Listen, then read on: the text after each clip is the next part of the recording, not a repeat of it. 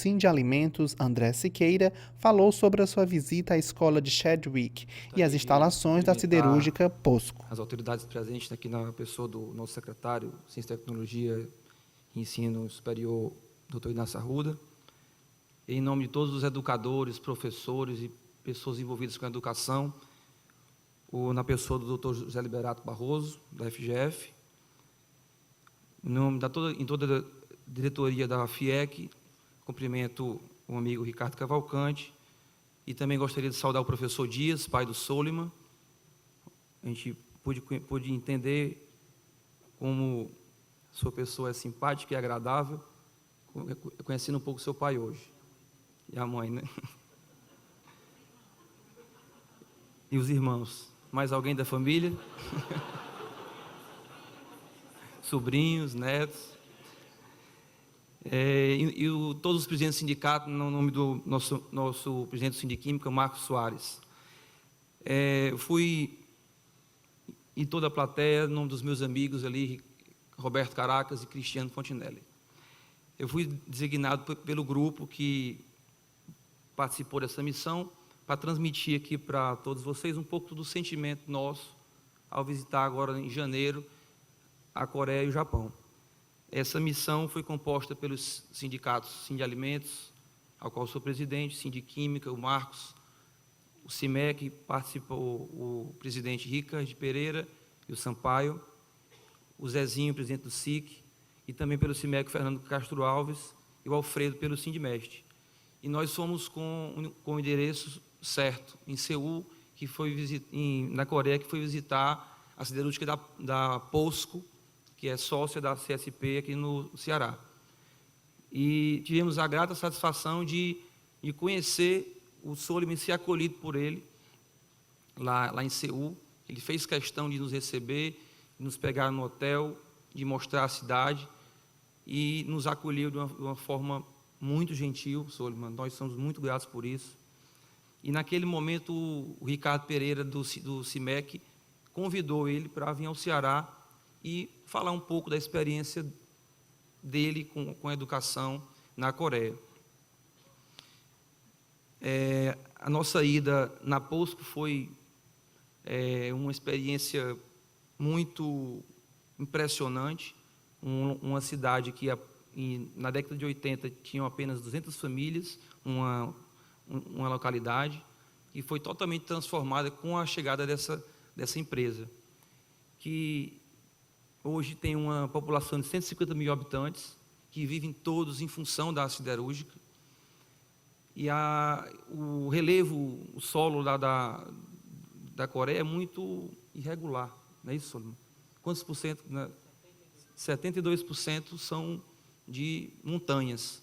Então, é difícil encontrar lá uma planície. Você anda no país e é sempre em meio às montanhas.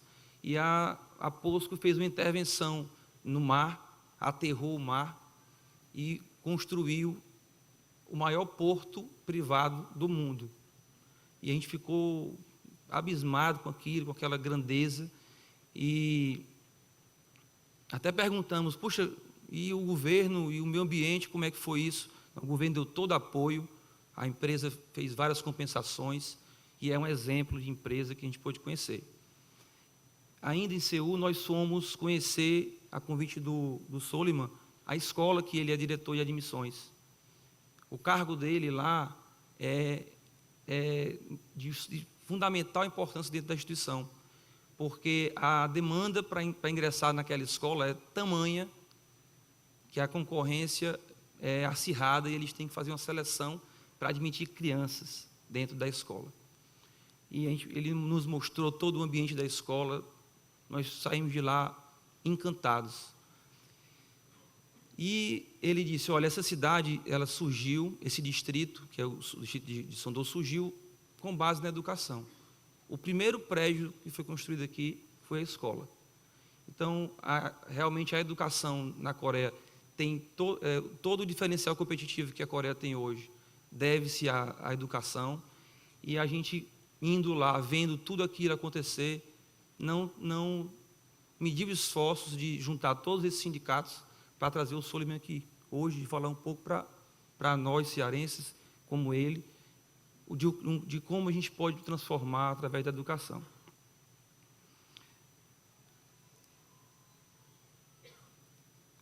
Bom, com isso eu acho que eu transmiti um pouco do que a gente enxergou lá, e eu gostaria de agradecer a presença de todos vocês. Nós temos com a casa cheia, pessoas em pé, para dar a palavra aqui ao nosso convidado de hoje, o Soliman Dias. Muito obrigado.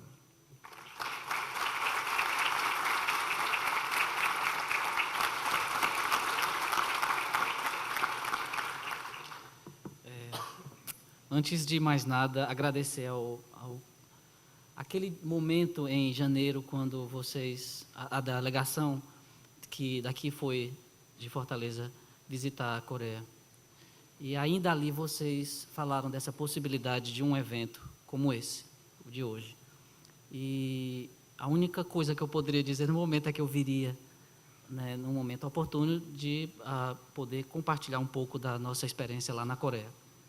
Mas, como muitos grupos passam para conhecer o projeto, não somente a questão educacional, como a Coreia foi transformada no que é hoje, por conta dessa decisão governamental inicial, de transformar o país a partir da educação, mas também do projeto da cidade do futuro, onde eu moro, em Songdo, no oeste da Península Coreana, que é onde atualmente eu moro. E muita gente passa por ali, muita gente vai conhecer a cidade, vai conhecer a questão da transformação a partir da educação, mas nem todo mundo a gente tem a vontade de retribuir, né, a atenção que é dada aos dois projetos, né? Mas eu não poderia, muito seriamente, pensar nessa possibilidade de vir contar para vocês, agradeço já quem veio hoje, ouvir essa experiência. Ontem em São Paulo, numa conferência muito diferente, porque era sobre imobiliárias, né, o campo imobiliário, o mundo econômico, e eu tinha que falar sobre a cidade, do projeto que eu moro, em um contexto bem diferente. Mas aqui eu falo de algo que é o meu grande amor, né, minha grande paixão, que é a educação, que é a transformação do indivíduo através da educação.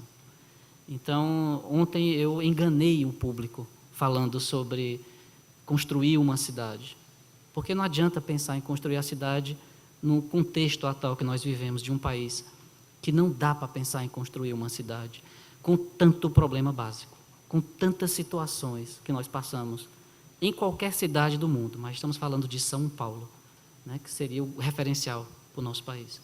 Mas ontem eu tive que falar isso e abrir, de certa forma, alguns olhos, né, que ousam em se fechar diante de acho que a problemática é tão grande, e tão pouco levada a sério, que fecham-se diante de uma realidade tão cruel em que vivemos, né? Eu já há 15 anos, na realidade 17, mas 15 anos já na Coreia, que venho uma vez por ano, e de confirmar a decisão que eu tomei, né, de lá ficar e poder, distante, o ponto mais difícil de chegar, quando você abre o mapa, né, de chegar até aqui. A China está bem mais fácil para chegar ao Brasil, mas tão longe das pessoas que eu mais amo, né, mas de ter a força de viver lá, de conseguir sozinho, né, sobreviver, por conta dessa minha paixão que eu tive sempre, que é a sala de aula, que é a educação, que é transformar o indivíduo, né?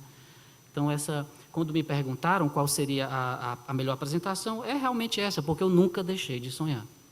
Portanto, hoje, aqui estou contando o meu sonho, falando para vocês desse sonho que eu tenho de um país melhor, de um mundo melhor. Tá? Nós precisamos ousar em sonhar.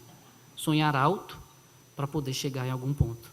Então, a gente deixou de sonhar já há muito tempo, né? Ou então sonhamos demais e fazemos muito pouco. Então, é preciso esses dois lados, né? Mas hoje eu queria compartilhar o tempo que me é dado sobre educação e desenvolvimento, né? Dentro de um contexto de um país que hoje, antes de uma entrevista, a pergunta muito propícia foi: quando esse processo foi iniciado?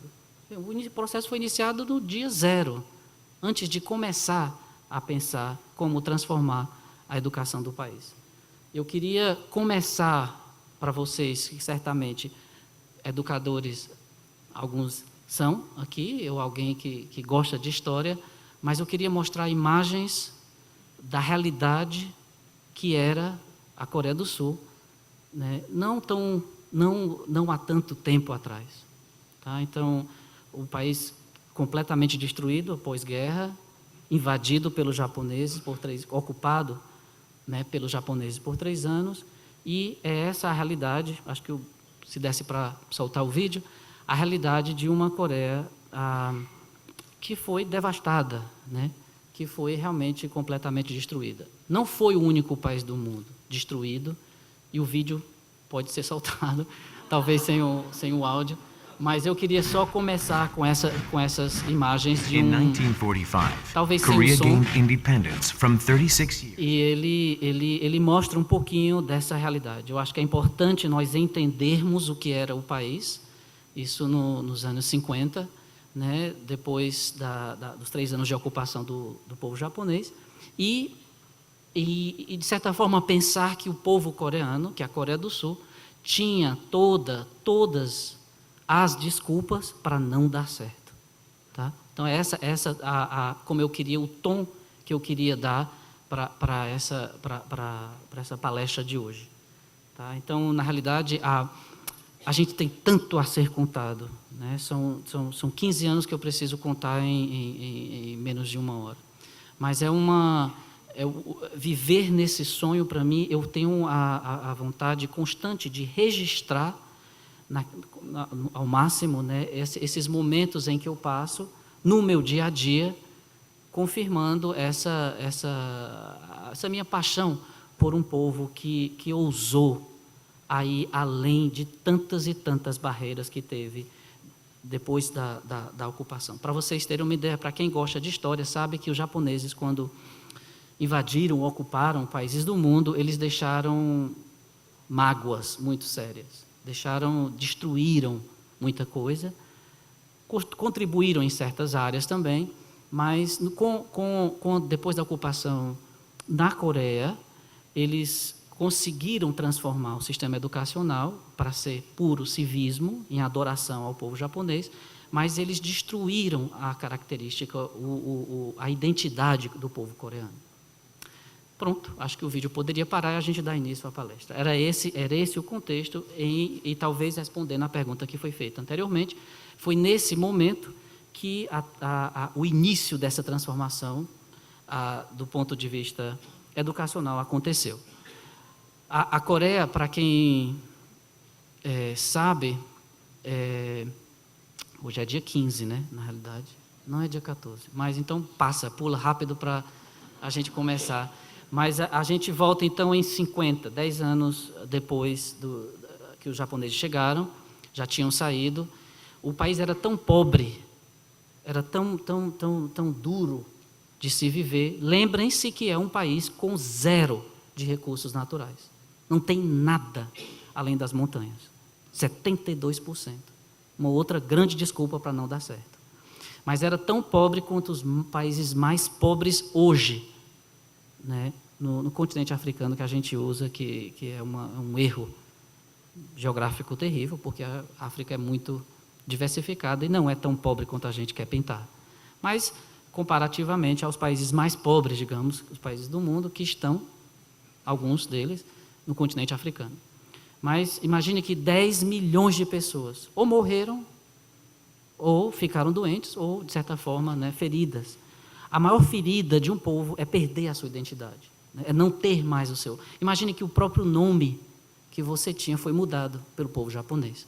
A sua história foi mudada, os livros foram reescritos. E é difícil a gente pensar no mundo de hoje uma coisa acontecer, mas não foi tanto tempo atrás. Foi em 1952 e 3, até quando foram expulsos.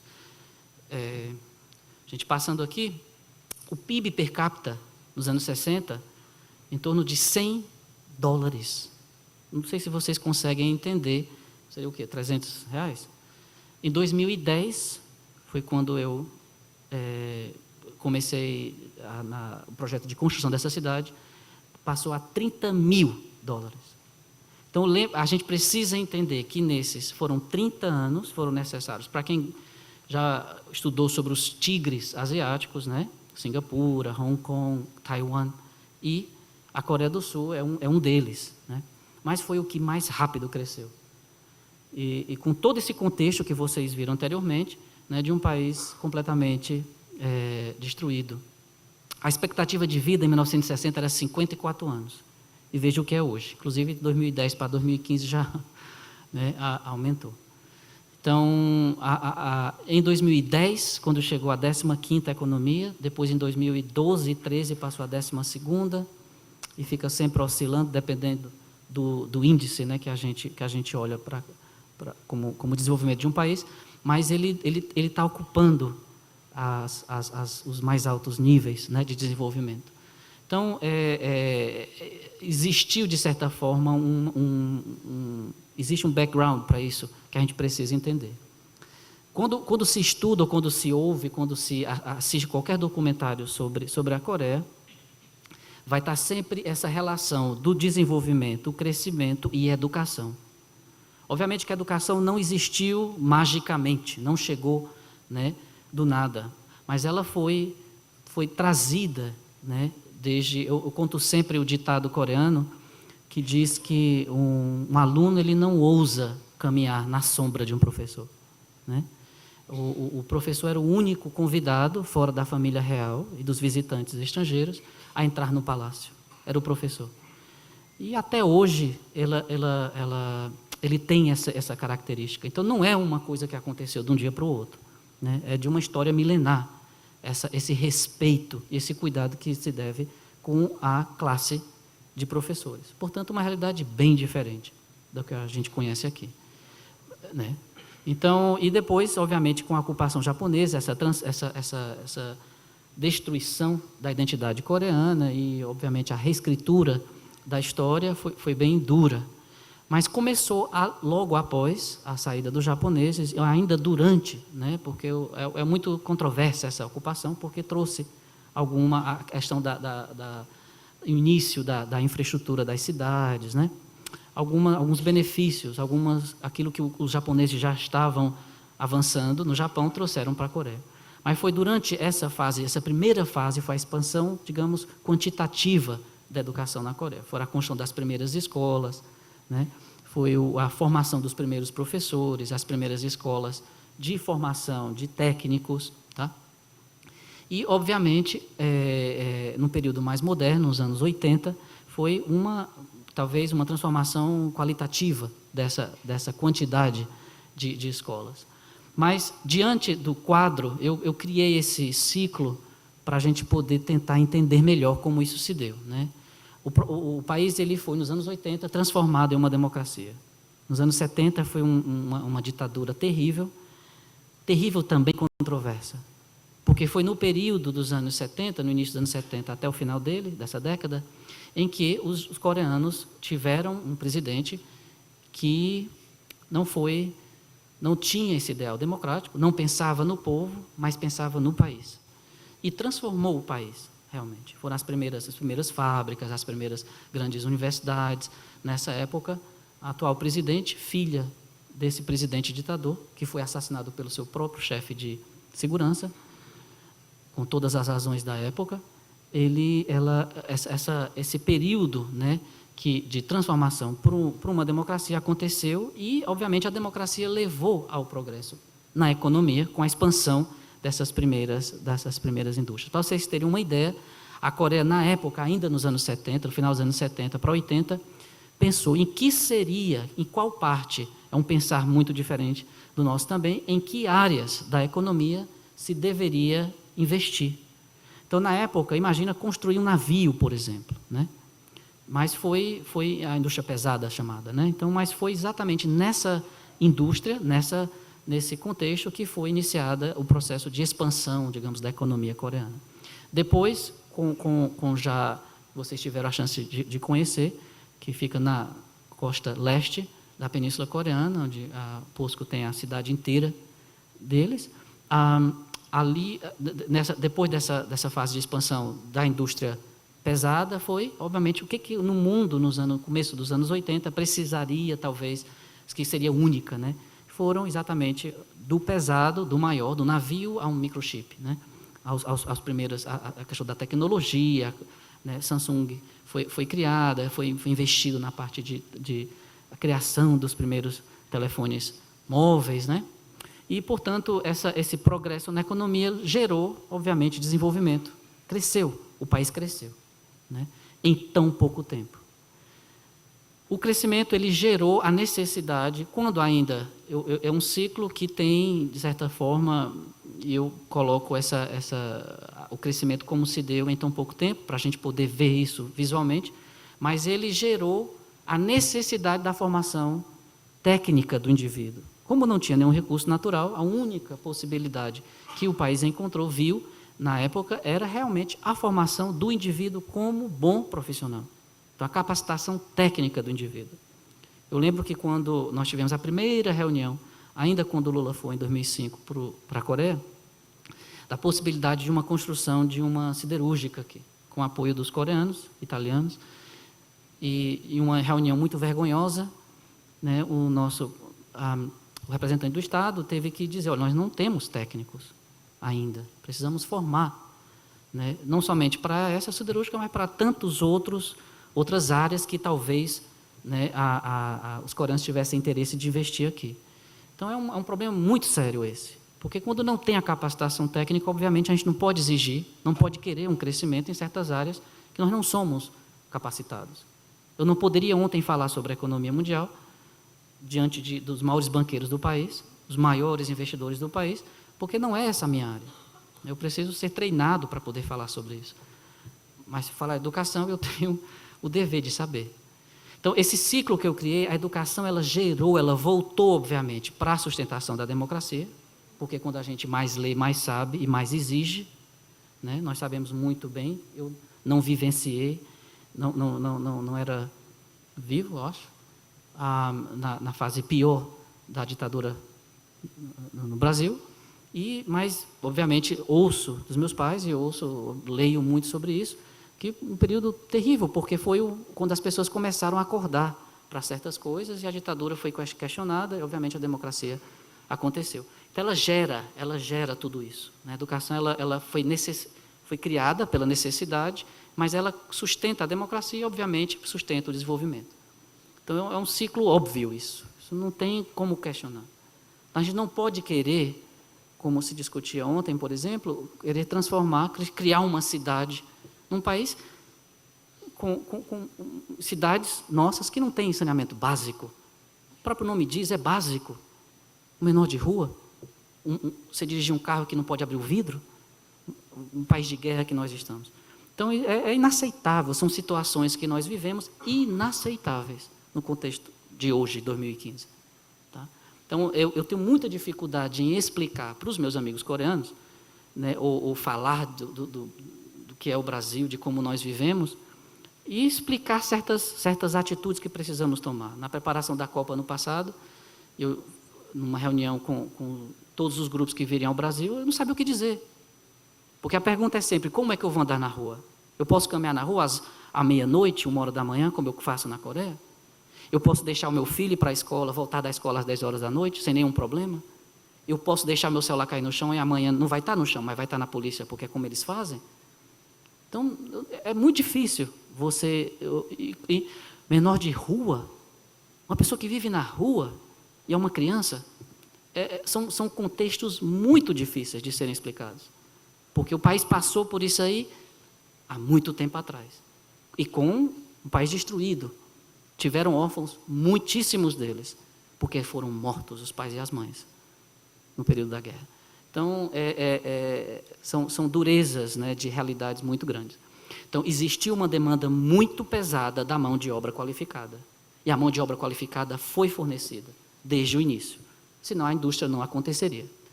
Então, se expandiu as escolas, as primeiras escolas técnicas, escolas profissionais foram criadas no país. E ela gerou, obviamente, uma necessidade de formar, antes de mais nada, os professores, que eram, obviamente, coreanos, e que precisavam, para a transformação, para a formação desse novo qualificado trabalhador, dar a qualificação necessária. Então, foram treinados, foram, de certa forma, né, para a formação dessa nova geração que viria. Existe um conceito, para quem estuda sobre Confúcio, sabe muito bem disso, algumas características muito positivas, outras um pouco difíceis de serem entendidas, do pensamento confucionista. Um deles, uns valores maiores que Confúcio tinha, Confúcio chinês, mas a Coreia é hoje o país mais confucionista do mundo, deixou a China perder um pouco dos valores confucionistas, mas uma das coisas que Confúcio dizia, inclusive esse ditado de não caminhar na sombra de um professor, vem desse pensamento dele. Então, o valor muito grande que a escola tem, na realidade a escola não existia formalmente, mas o educador, né, a presença dos pais, os mais velhos, né, as relações humanas que nós temos. Então, tudo isso foi muito importante. Então, tem na base da educação coreana esse pensamento confucionista, tá? Da necessidade de respeitar quem é mais velho. Portanto, o professor, por ser mais velho, ele tem que ser respeitado. Não vou falar em sala de aula. É como a história do japonês que veio ao Brasil e visitar uma tia, e estava na sala, eu queria estudar, e foi para, vocês devem saber dessa história, né? E foi para a biblioteca estudar, e a tia perguntou, mas por que você está aqui? Ele disse que eu não estou conseguindo estudar em canto nenhum da escola, só na biblioteca porque não tinha ninguém. E a professora perguntou, mas por que lá vocês não fazem barulho? Eu disse, não. Aí ele disse, por que não faz? Porque vai ser punido. Existe uma punição muito severa para quem falar, para quem brincar em sala de aula. Ninguém vai brincar em sala de aula. Não vou falar quando o professor está falando. Isso é óbvio, né? Aí a professora, mas qual é a punição? Estou repetindo uma história que vocês devem saber. Aí a japonesa, de quinta série, respondeu, eu não sei. Nunca aconteceu. Nunca precisou. Né? Então, é dentro desse contexto que eu vivo. Né? Eu saí daqui, ainda como professor, meu pai professor, irmã professora, né?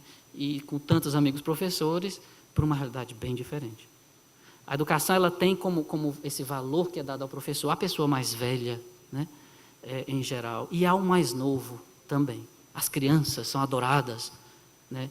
No leste asiático em geral, mas na Coreia em especial.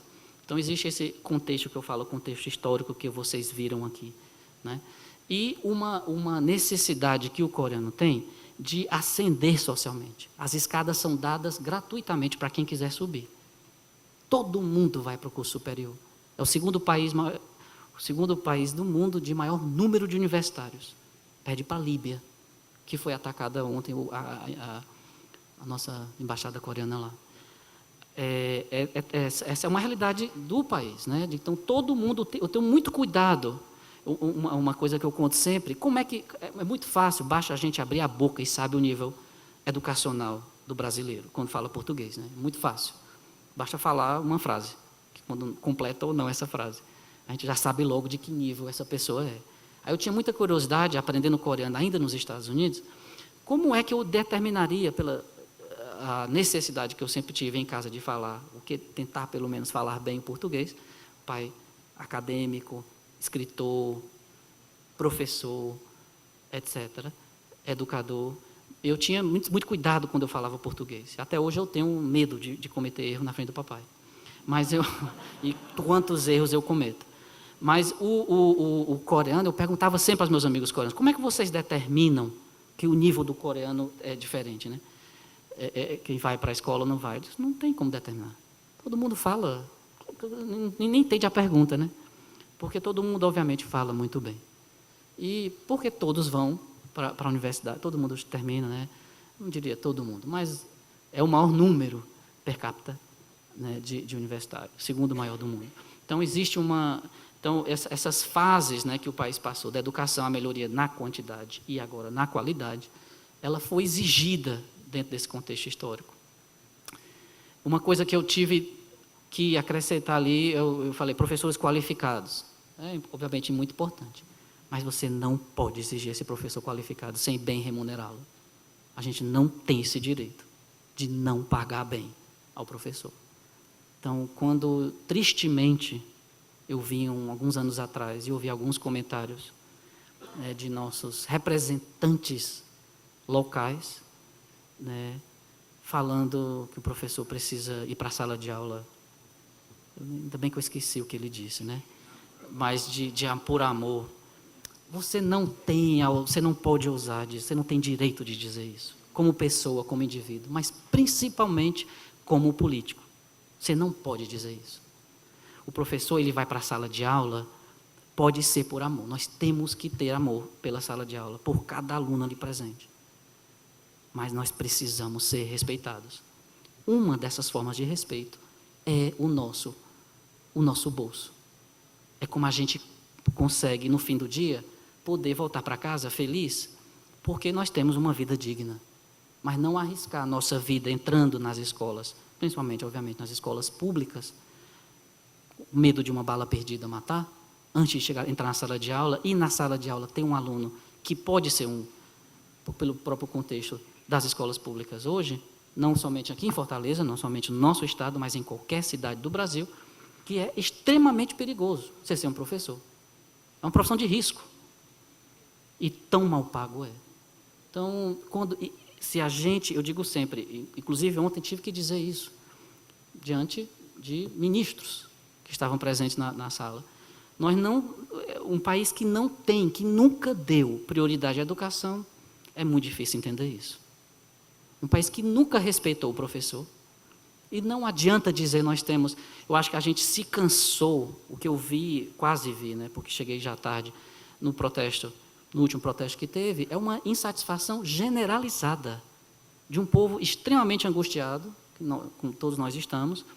Jamie Lerner, ontem, eu participei do meu lado, o maior transformista do Brasil, né, o maior urbanista, a pessoa que eu tenho um respeito sem igual, que transformou a cidade de Curitiba na pérola que é, e com tantos desafios também, até hoje. E, do outro lado, Washburn, que foi o secretário de design de Nova York. Do lado dessas duas pessoas, eu pensava onde eu me encontraria, mas pessoas que tiveram a ousadia de transformar as realidades, né, de certa forma, né, criar algo novo, porque acreditavam em soluções alternativas. Mas é muito difícil falar em soluções alternativas diante de um contexto tão duro quanto o nosso, em que a educação ela nunca teve valor, nunca foi dado valor. Então, eu chegando lá e vendo tudo isso, né, como é que eu poderia sair da Coreia, voltar para uma realidade como a nossa, né, e o choque é tremendo, né? Então, a gente precisa, eu acho que eu falo, a terapia do choque. Os nossos políticos hoje, os nossos representantes, os pais, portanto, cada um de nós, precisamos passar por uma terapia muito séria do choque e acordar para o mundo, né? Eu grifei ali em negrito, educação é prioridade. Ela tem que ser. Não adianta a gente se enganar em outras áreas, porque parte tudo ali. Cada um de nós que aqui estamos é porque um dia, acredito, fomos educados, tivemos professores. Alguns deles melhores que outros, mas tivemos. Na universidade nós temos excelentes profissionais, alguns deles nunca deveriam estar em sala de aula, dando aula. Eu falo que ser professor é como casamento. É para pouquíssimas pessoas. O casamento, o ser marido, ser pai e mãe, é para pouquíssimas pessoas no mundo. Porém, todos nós pensamos em ser, ou uma coisa ou outra, né? Então, não é para todo mundo. Está entendendo? Então, no dia que o mundo se acordar para essa realidade, é um pensamento meu, Muitos falam que eu sou contra o casamento, não, é porque eu acho de uma beleza sem tamanho. Ser um pai ou uma mãe não tem tamanho e não tem nenhum curso que forme. Não existe nenhuma educação. Por isso que nós temos tantos pais e mães perdidos na educação dos filhos, porque não foi dada nenhuma aula. Mas o professor é também assim, porque ele precisa amar, mas precisa, e no final eu termino com a minha mensagem. Mas a educação de qualidade, ela é fruto de todo esse contexto. Não adianta abrir uma escola. Me irrita ver uma escola aberta, nova, num bairro qualquer, porque não é por ali. E quando coloca a placa fora com o nome do prefeito, então mata, né, destrói todo o valor daquela escola. Ontem, quem estava, esse representante do prefeito de Nova York, ele dizia que ele nunca ouviu falar disso, de ter um outdoor, uma placa da pessoa que fez o projeto. Para quê? Para que aquela placa? Ontem, indo em direção ao aeroporto, eu contei 5 placas enormes da Prefeitura de São Paulo, promovendo da revitalização do rio Tietê, mais fedorento de todos os que eu já passei. Está entendendo? Então, é vergonhoso até ter o nome do governo do Estado de São Paulo, porque não era para estar ali. É a vergonha do Estado de São Paulo dizer que está limpando o rio, que inclusive já foi para a Coreia não sei quantas vezes. Basta digitar meu nome e já vê que tem quantas entrevistas com o Globo que já foi lá, com tanta gente, com tanto governador, com tanto prefeito visitando para conhecer o projeto de transformação do Rio Han, que divide a cidade de Seul em 2, que é hoje, se você toma banho no rio, está entendendo? E quantos passaram por ali, e aí? Fizeram o quê com aquela visão? Está entendendo? A delegação, que acredito que está completa, que foi visitar, eu tenho uma certeza que eles nunca esquecerão as imagens que viram ali, porque são tão chocantes, né? A diferença é tão gritante, é tudo tão levado a sério, que é muito complicado voltar para um contexto e como dividir. A maior dificuldade que eu tenho é contar o que eu vivo lá, que ninguém entende. Os pais que eu tenho, inteligentíssimos, né, sofrem com aquilo que eu sofro, se alegram com aquilo que eu me alegro, as felicidades que eu tenho, é tudo compartilhado, mas é muito complicado para poder explicar o terço daquilo que eu passo, daquilo que eu vivo, daquilo que eu experimento ali. Mas é importantíssimo a gente entender que nessa realidade a educação foi sempre prioridade. Eu cito 6 coisas, como que isso que aconteceu, que na realidade é o tema da palestra de hoje. Primeiro, um investimento muito pesado na indústria, para a criação dessa mão de obra qualificada. Precisou ter, é como a velha história do ovo e da galinha, né? Então, a galinha veio logo e precisou que essa mão de obra fosse qualificada. A indústria, investimento muito, muito, muito grande, da parte do governo. Vocês devem conhecer o conceito das empresas coreanas, que tem também um pouco no Japão, são as empresas que têm algumas características muito particulares e formam os conglomerados, né? Um deles é a família, são empresas de proveniência familiar. Segundo, eles são diversificados. E terceiro, eles têm atuam são multinacionais, vão para todo mundo, né? Então, a gente está falando de LG, Samsung, Hyundai, que não tem nada de Hyundai. Isso é bem importante vocês aprenderem. Nunca foi Hyundai, né? Não sei quem foi que criou, papai, essa palavra, porque não existe. É Hyundai claramente, né? Mas acho que os americanos conseguiram transformar. Lotte, né? Os outros grupos, os outros conglomerados coreanos, que deram certo dentro desse contexto, mas que tiveram, todos eles, uma certa influência do parte do governo. O governo ditou em que áreas. A Samsung vocês não conhecem pelos celulares, mas também faz carro. A Lotte, por exemplo, ela constrói apartamentos e biscoito, né? A Hyundai fabrica carro e tantas outras coisas, né? Então, é uma diversidade muito grande, um pouco determinada pelo governo. O governo ele identificou que áreas, né? É uma experiência muito interessante. A mão de obra veio como consequência disso, né? Depois disso, aquilo que eu falava da expansão quantitativa e depois qualitativa da educação, que ainda atravessa até hoje.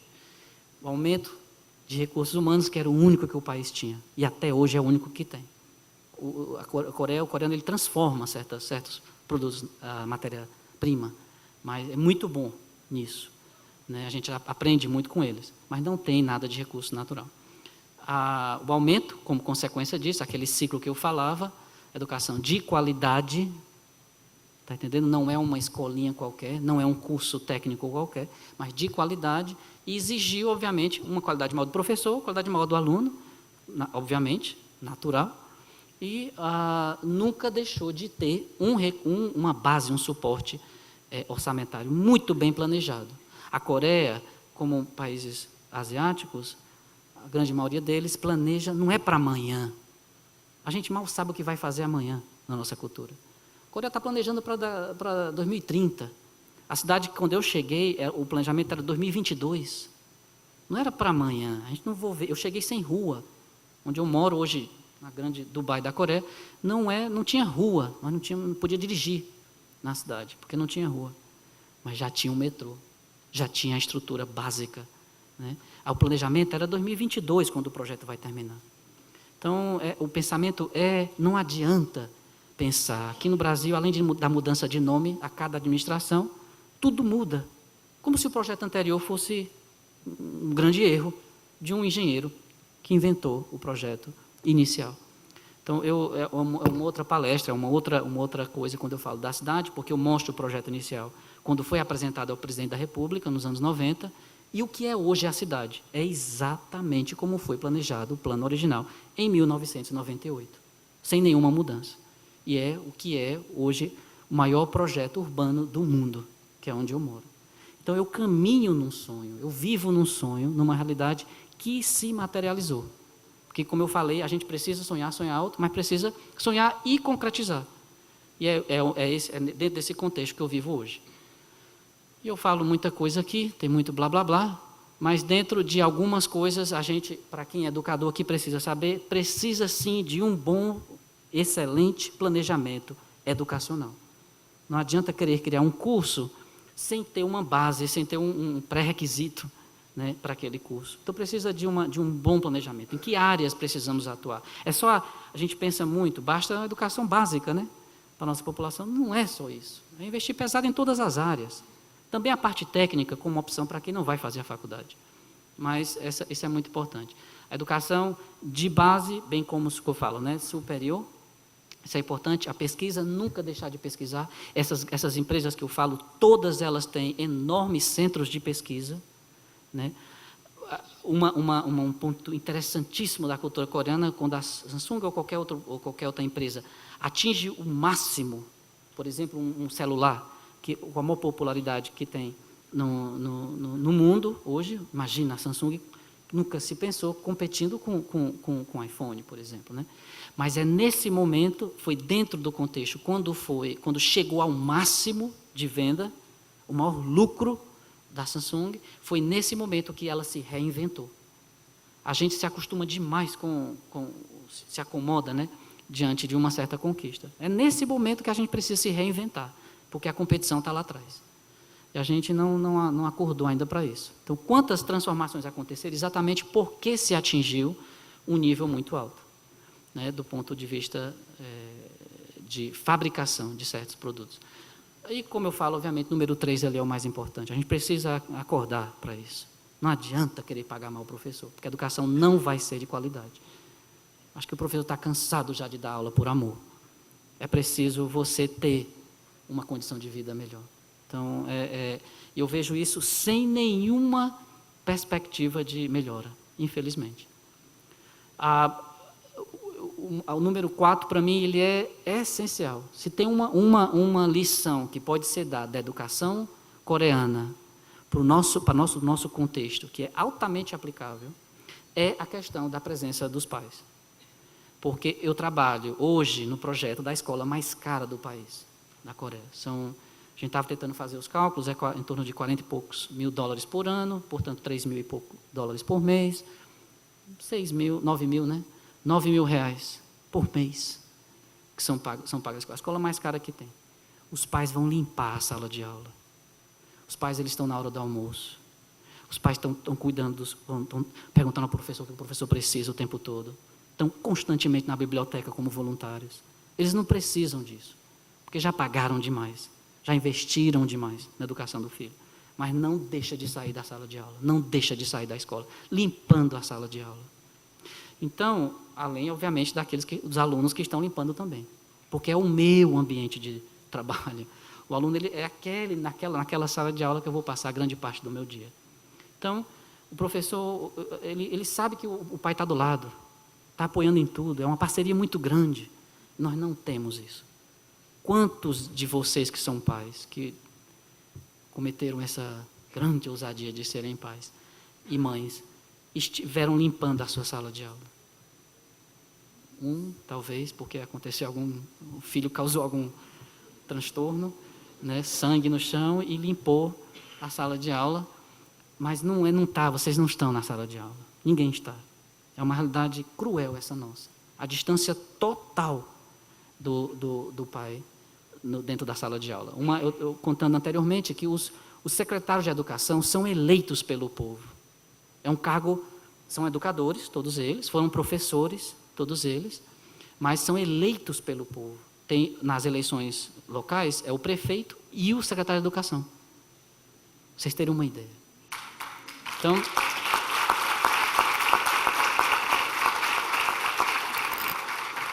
existem todas as outras secretarias que nós conhecemos no mundo, mas é o da educação que é eleito pelo povo. O conselho administrativo da escola tem o diretor e o pai do aluno, no mesmíssimo nível, tomando todas as decisões que a escola precisa ser, né, na administração da escola. Então, isso é uma realidade que a gente pode muito simplesmente copiar, basta a vontade política de transformar, porque precisa ser mudada, de certa forma, a legislação nossa, educacional. Aí entra a burocracia que não leva a canto nenhum.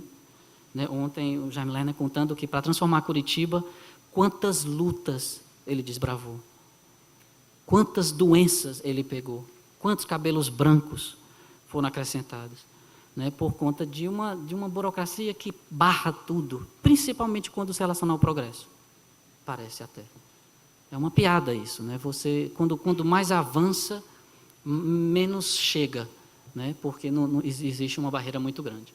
Então, aí que está um mercado extremamente exigente, né? A qualificação de um trabalhador coreano é altíssima. Existe, então, a perfeição da educação coreana, né? É o que vocês podem estar pensando. Não é assim. Existem problemas seríssimos da educação, né? Dentro do contexto atual. Um deles é essa febre total da educação. As escolas geralmente são de 8 ou 7h30 até às 3h30, 4 horas da tarde. Todas as escolas, particulares ou públicas. O aluno ele não vai para casa depois das 4 horas. O aluno ele vai para outra escola ou fica na escola. A nossa escola oferece até às 5. 5h30 eles têm que, porque a gente acha que é importante o aluno também estar em casa, passar tempo com os pais. Como os pais estão muito ocupados, então o aluno geralmente ele vai para outra escola. Legalmente, as escolas ficam até às 10 da noite. Quando está no último ano, na minha época era 2º grau, antes da universidade, ele tem, legalmente, ele pode ficar na escola até às 11, 11h30, né? Principalmente na fase final, vestibular, mesma coisa, tem lá, e eles têm direito de ficar na escola até às 11 da noite. Mas quem pensa que das 11 da noite vão para casa? Eles vão para outro cursinho, né? Aprender uma língua, o taekwondo, uma outra coisa, um esporte, uma coisa, ou vão aprender mais. Geralmente, um aluno de 4ª série, ele está fazendo o cursinho da matemática da 6ª, das ciências da 7ª, está entendendo? Para avançar, obviamente, um pouco mais no nível. Então, é uma febre muito grande. Nós tentamos combater na escola, por ser uma escola bem moderna e diferenciada, a gente tenta realmente combater essa febre, né? Não, porque vem a questão, obviamente, do gasto extra que os pais têm com essa educação. A educação não necessariamente vai ser de tão boa qualidade quanto é a escola, porque são cursinhos, né? Com interesse, obviamente, de puro negócio, né? São negócios. Mas é muito comum, quem vai na Coreia sabe disso, de ver os ônibus escolares às 11 da noite, 10h30, as crianças caminhando nas ruas com as mochilas, né? E, obviamente, isso é uma febre, é um contexto bem diferente, porque há uma necessidade de uma continuidade dessa educação muito grande até às 11 da noite. Eu dei aula durante um ano, de política comparativa, de 9h45 da noite até as 11h15, em um domingo. Era um dia de domingo.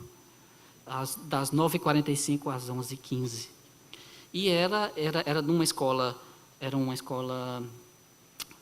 com dormitórios, portanto, internato, e uma vez por mês as crianças tinham a opção de ir para casa. Uma vez por mês. Naquele fim de semana que eles tinham a opção, eles ficavam na escola. Eles não iam para casa. Até porque era mais divertido para alguns deles. Mas eles tinham aula, eu dava aula até aquelas 11h15 da noite. É uma febre, é um exagero que eu falo aqui, né? Mas é um exagero, quando criticam o sistema educacional coreano, o Obama já falou que é o melhor sistema do mundo já 2 vezes. Talvez não. Mas certamente, para mim é muito difícil você criticar um sistema desse, que a criança fica até às 10 da noite, e eu penso nos meus sobrinhos, né, ou sobrinhas, que ainda estão na fase escolar, ou na universidade, ou eu mesmo, porque eu sempre me ocupei. Lá em casa, eu venho de um contexto, esse contexto. O meu contexto de casa é esse daí. Então, quando eu falo de Brasil, de brasileiro, já há tanto tempo fora, eu tenho que ter muito cuidado, porque eu não represento o povo brasileiro, em muitos aspectos, dessa questão, né? Principalmente da educação. Porque eu já vim desse daí, eu me acostumei com esse daí. Eu sempre fiz um curso extra. Eu estudei 9 línguas. Eu tinha paixão, nunca tive uma bola, nunca tive uma bicicleta, porque eu estava ocupado em aprender alguma coisa que me levasse aonde eu cheguei. Eu já sabia. Com 3 anos eu dei minha primeira aula. 3 anos de idade. Para as pedras, os livros nas pedras e os coqueiros do quintal lá de casa. Né? Mamãe não lembra, mas eu lembro muito bem. Porque ela estava no trabalho, sempre trabalhou, papai também. E eu dando aula para os livrinhos, para os coqueiros. E dava horas e horas dando aula. Com 3 anos de idade, eu não podia ir para o colégio. Por isso que eu lembro. Eu não lembro se era 2, 3 anos. Eu só lembro que eu não podia ir à escola, porque eu não tinha uns 4 anos. E meus irmãos iam. Eu, inveja louca deles, né, porque iam para a escola, eu não podia, então eu ia dar aula, né, conversar com as pedras, os coqueiros lá de casa, que tinham 4, né, papai? Depois acabaram. Mas, é dentro desse contexto, dessa realidade que eu venho, né? Então, o exagero para mim, eu fico pensando, todos nós que não vivemos nessa realidade, em que a escola termina, a gente estudou de manhã ou de tarde, né? Alguns já um pouco mais, um sistema semi-internato, a gente fica um pouco mais na escola, e aí? Vai para onde? O que faz depois da escola, né? Então, além de jogar futebol, fumar maconha e fazer besteira, é nessa realidade. Então, o que é o mais certo, né? É você ficar na escola até 10 horas da noite, ou ir fazer qualquer coisa que geralmente não é certa, né, fora da sala de aula. Eu acho que, obviamente, existe hoje a grande discussão, já há quase 10 anos, é de como melhorar essa realidade, porque a gente não pode mais viver. Então, precisa um sistema balanceado, né, dessas duas realidades. Não ficar... eu acredito até que se é um esporte, né, se é uma coisa diferente, até às 10 da noite, eu acho que vale a pena. A ocupação, né, a gente promove muito debate, né, programas sobre as Nações Unidas, etc. Então, são várias alternativas de aprendizado que não é a ciência, não é a matemática, não é a língua e tal. Então, são cursos diferentes. Mas é importante, né, a gente viver um mundo mais balanceado.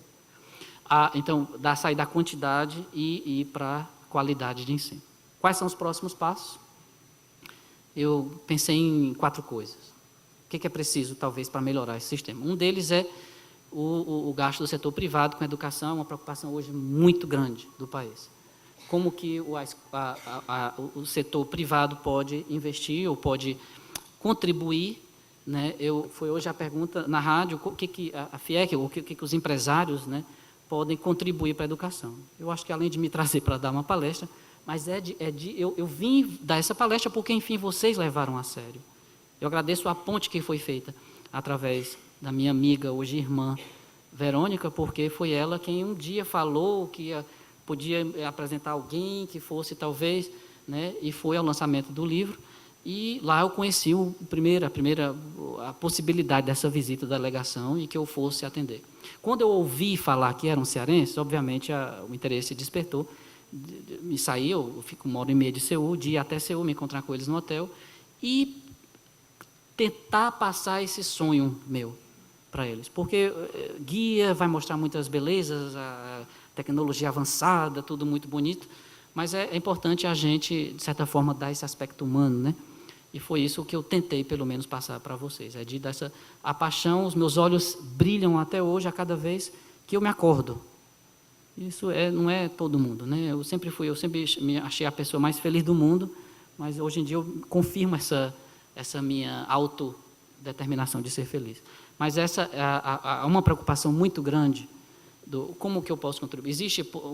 O setor privado deve abrir uma escola?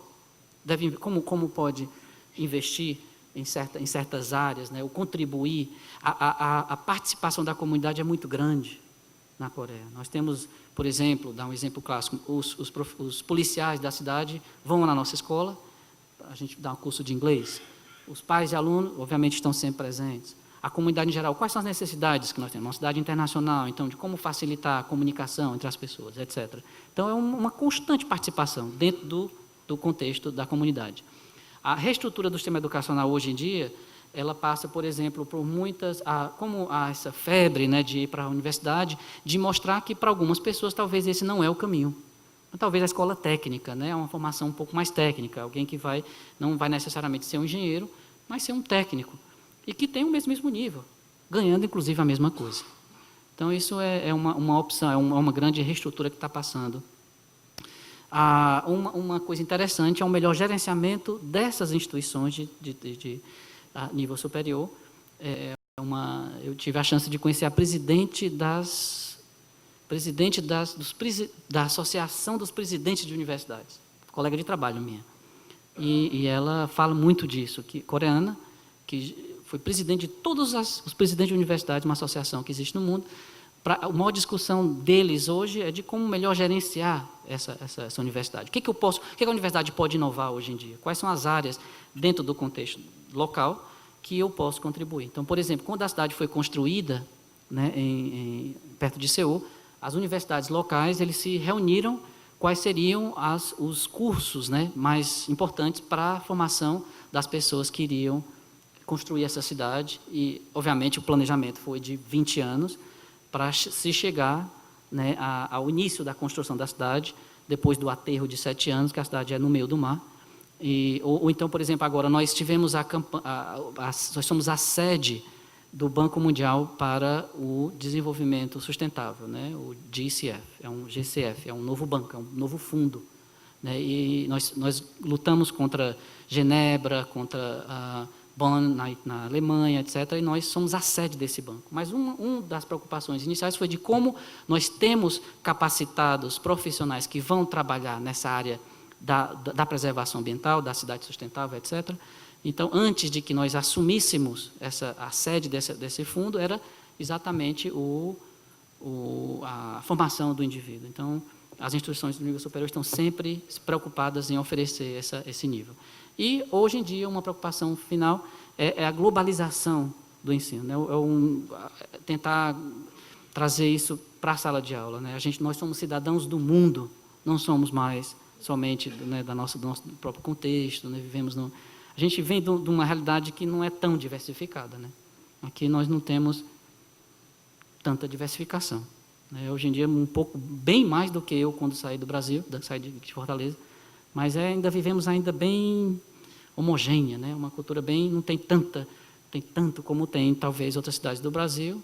Obviamente triplicou, quadriplicou em tão pouco tempo depois que eu saí, mas ainda não somos, né, uma Montreal, né, uma Nova York, uma Londres da vida. Mas essa globalização ela começa antes de que nos tornemos Nova York, antes que cheguemos, porque talvez nunca cheguemos lá.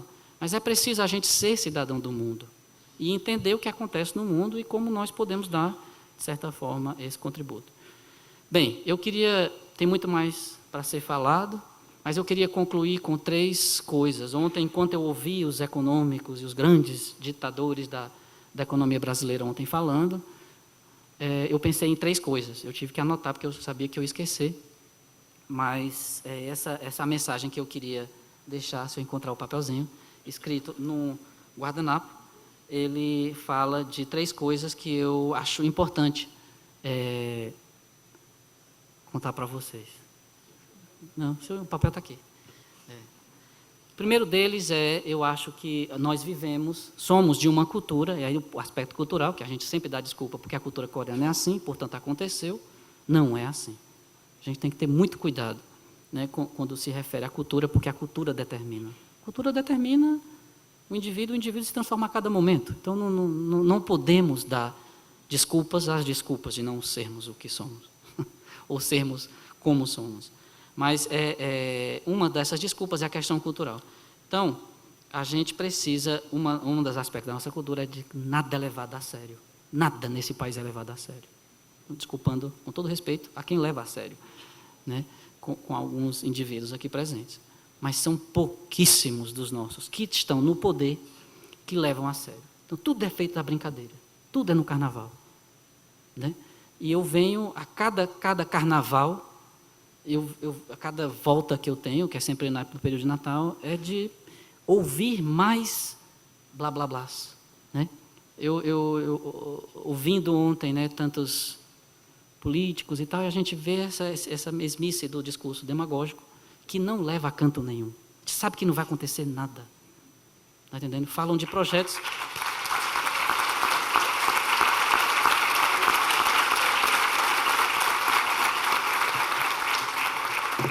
Eu tenho um respeito muito grande pela classe política, porque o político não é um político, ele não nasce político. Ele, na realidade, somos nós, né, que estamos, por acaso, políticos. Como políticos, nós representamos, né, o povo, né? Nós temos somos representantes do povo. E, portanto, como representantes do povo, temos a grande missão de servir ao povo, né? Servir o povo ou ao povo, papai? Servir o povo, ao povo, né? Então, como essa missão é tão bela, portanto, gratuita ela deve ser. Eu não posso ganhar para servir o povo.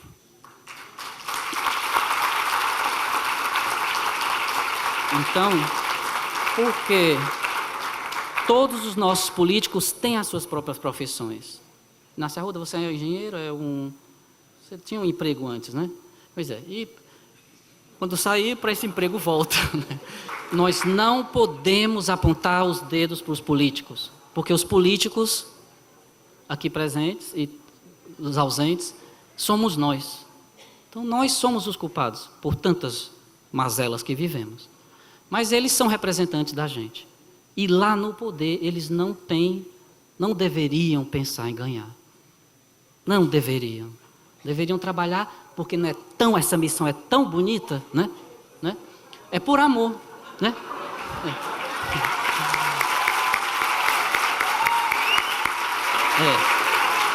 E por amor. Então, essa visão, você falar, ontem eu falava que uma das perguntas que fizeram, quando eu apresentava sobre o trabalho a construção da cidade, foi como que o governo coreano teve dinheiro para construir a cidade. Eu digo, dinheiro? Essa pergunta eu fiz até ao prefeito de Seul, que virou presidente da República, porque eu também tinha essa pergunta, quando logo cheguei, ignorante, né? Então, perguntei e ele disse, o que você está falando? Por que vai precisar do dinheiro? O dinheiro primeiro nós temos. O dinheiro sempre existiu.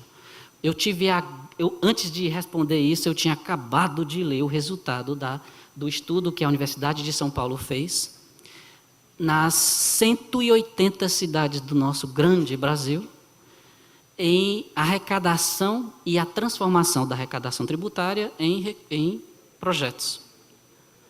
Em 3 cidades, das 3 cidades do nosso país, com maior arrecadação tributária, é a que tem o pior saneamento básico. Então, você aceitar como cidadão brasileiro, em que existem cidades hoje que têm tanto recurso e nada faz, e a mesma pesquisa foi para uma cidade no Espírito Santo, se eu não me engano, a cidade com nenhum recurso, que não tem nada, ela tem a melhor escola do país. Com professores, e foram entrevistar os professores, não, nós somos bem remunerados, né, a prefeitura tenta realmente pagar a gente bem, e a gente tenta, né, dar o recado, então temos doação dos computadores, os professores, alguns são das universidades vizinhas e vêm, né, dar aula aqui, etc. Já imaginou? Soluções óbvias, para uma cidade sem nenhum recurso. Então, não me venham dizer que é por falta de dinheiro. Não, não existe isso. Em nenhuma coisa. Porque a educação, a administração é como o amor. O amor, quando você ama alguém, o amor que eu tenho pela minha mãe e pelo meu pai, que não tem tamanho, ele é muito criativo. Você cria porque você ama. Se você não ama, portanto, obviamente, por isso que criaram a instituição do divórcio. Porque foi quando, naquele momento, do amor se acabou. Né? Não conseguiram mais ser criativos naquele relacionamento. Então, para mim, é a mesmíssima coisa. A gente, quando não tem dinheiro, passa a ser muito criativo.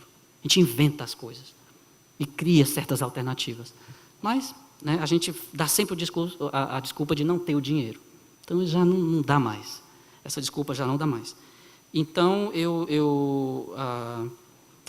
digo sempre, nossa cultura, tudo aquilo que eu estou falando, ela pode, de certa forma, impedir a gente de crescer, mas não pode servir de barreira para o crescimento. Né? E, então, falei, né, levar as coisas com seriedade, a questão do dinheiro, que não se pode, a verba, determinar um crescimento, isso não existe. E o terceiro ponto que eu queria concluir hoje, eu digo, sonhar não é somente preciso, mas é essencial. Nós continuemos sonhando. O sonho que eu tive há tantos anos atrás, quando daqui fui embora, que sonham até hoje, é importantíssimo que a gente continue sonhando. Não podemos deixar de sonhar, passar tantas oportunidades que nós temos a cada dia, de construir alguma coisa diferente, de ser diferente. Eu me lembro quando eu tinha 13 anos, eu resolvi aprender Esperanto. Não sei se vocês sabem o que é, mas é uma língua criada por Lázaro Ludovik Zamenhof, ainda na antiga Tchecoslováquia, que sonhou em criar um mundo unido, um pouco mais unido, e criou o Esperanto, que é uma combinação de tantas línguas. Eu estudei até o fim, queria ser professor de Esperanto, com 15 anos. Mas eu não sei por que eu fui fazer isso. Na verdade, eu sei, descobri depois, porque eu queria ser diferente. Era a única coisa que eu sabia que eu queria fazer, eu queria ser diferente. Aí fui aprender russo, japonês, coreano, depois. Então, porque eu queria fazer alguma coisa diferente. Eu nunca deixei de sonhar. Então, sonhar é essencial, porque senão a gente não consegue fazer mais nada. Dentro dessa realidade tão cruel em que nós vivemos, se nós não sonhamos, nós não conseguiremos atingir nenhuma meta na vida. Muitíssimo obrigado ao convite e vamos ficar para as perguntas.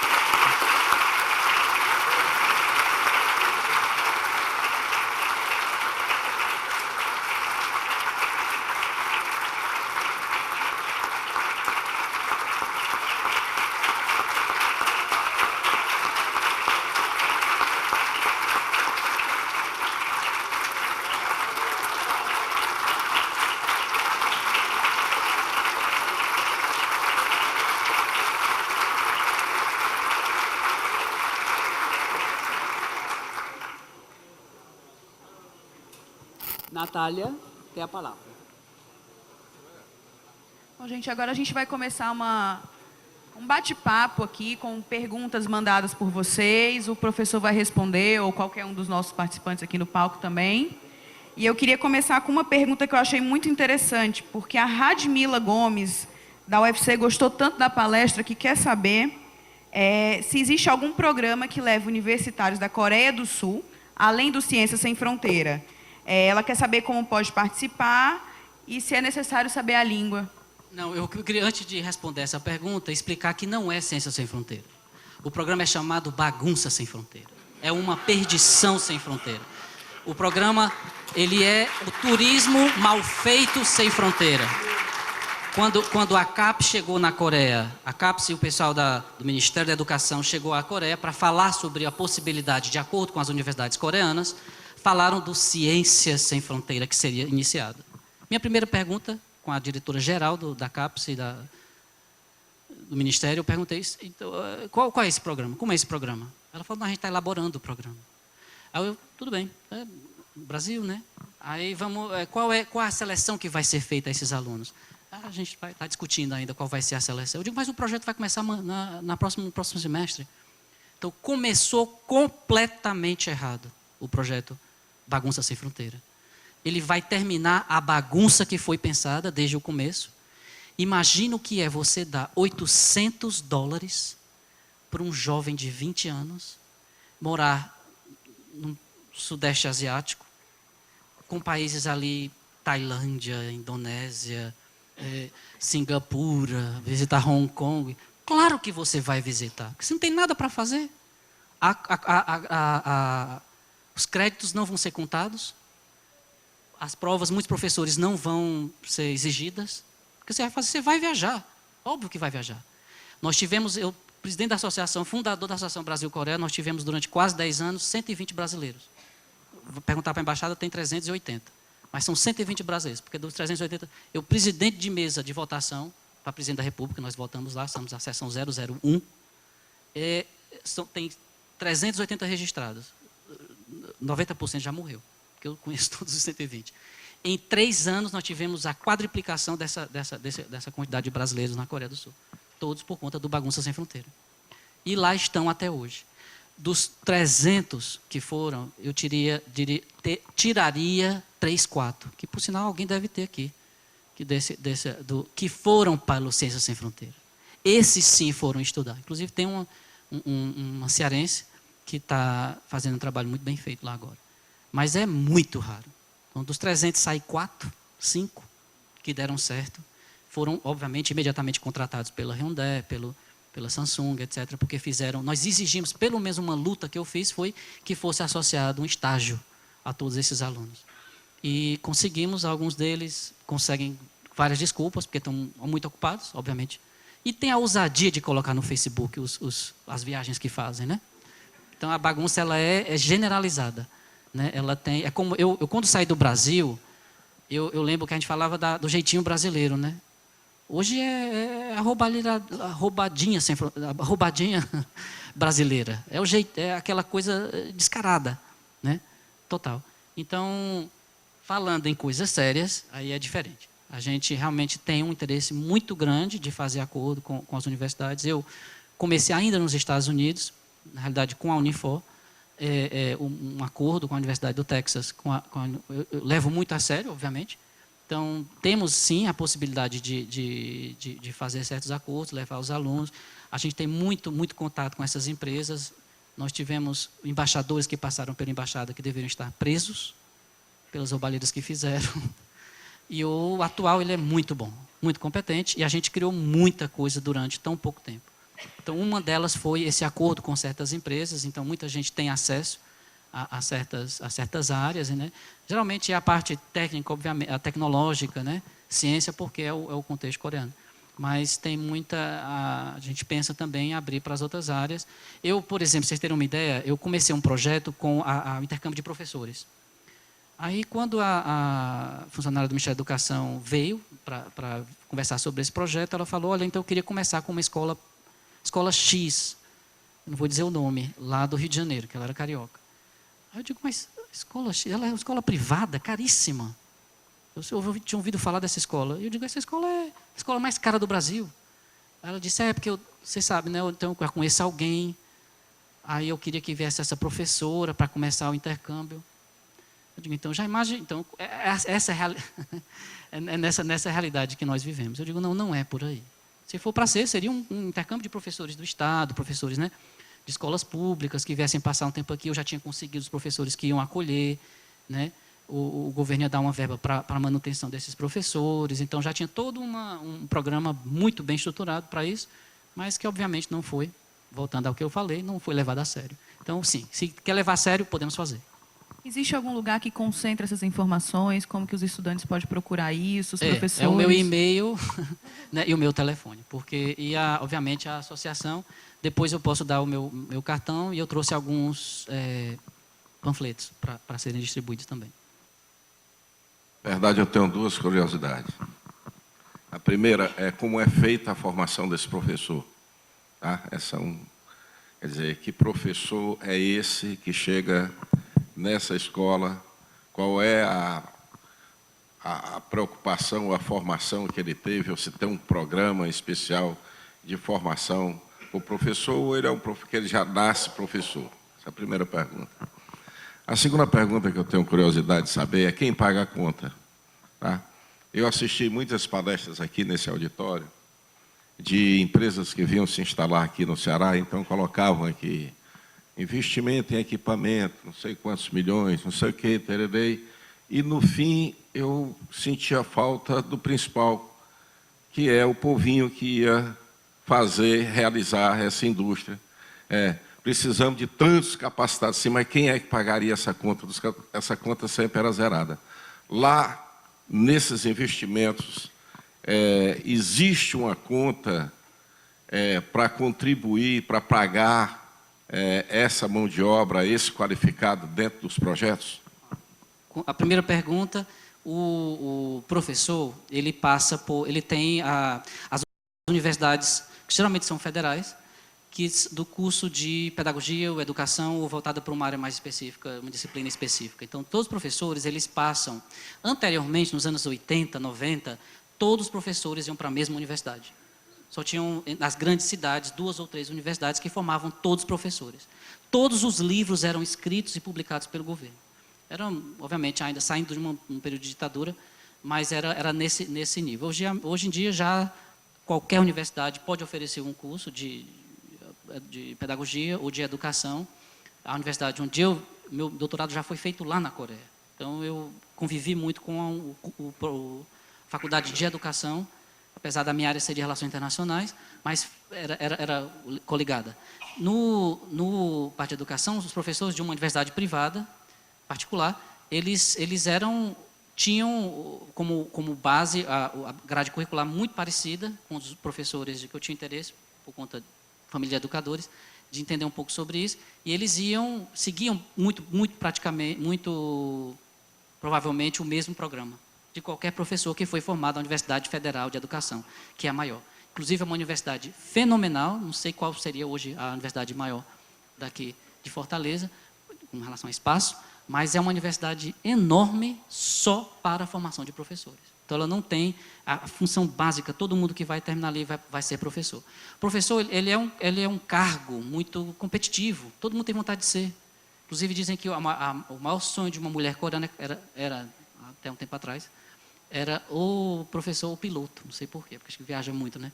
Mas era ser um professor, porque não somente professor, o pai que é professor é um professor, é um educador, mas é por conta também da remuneração, porque ganhava bem, tinha uma vida confortável, e tinha, como eu falei, muitos benefícios.